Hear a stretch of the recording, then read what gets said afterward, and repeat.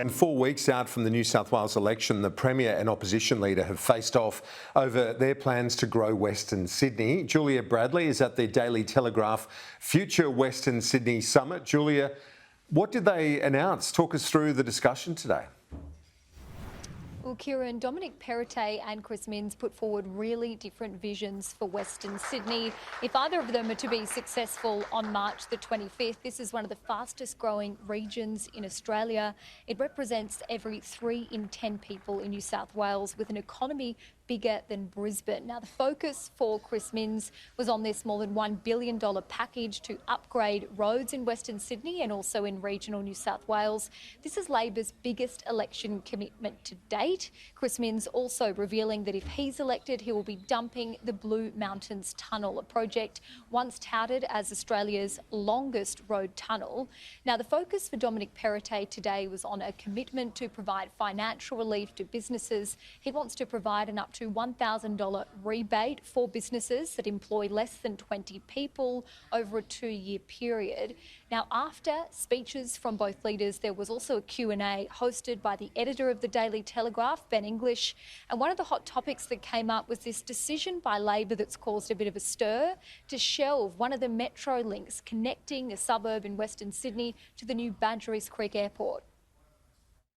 We're in a situation where the Aerotropolis will open in 2026 and not have a public transport connection at all, which we know from airports around the world is a recipe for disaster. We want this piece of infrastructure to work for Sydney and the growing economy in Western Sydney. It's one of the leading reasons why we've announced rapid buses connecting to the Aerotropolis. Now, I know that the Premier is talking about a business case from Westmead to the Aerotropolis, but the reality is that's 20 or 30 years away. This is the short-term thinking that doesn't set up our state for future success. When it comes to the infrastructure investment in this state, there's $116 billion over the next 4 years. Now, when that airport comes online in 2026, that doesn't just provide great opportunity for the people of Western Sydney, it provides significant opportunity for our entire country. Also in focus today, Labor's decision to scrap the public sector wage cap.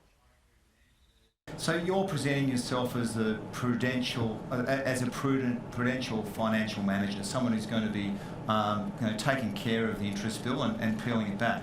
Have you gone to the Parliamentary Budget Office with your plan to take the cap off the wages bill for the public sector? Yeah, we're going to have more to say about that in the coming weeks. But have you gone to the office yet? Absolutely. Everything Labor will announce before the next election will be budgeted by the Parliamentary Budget.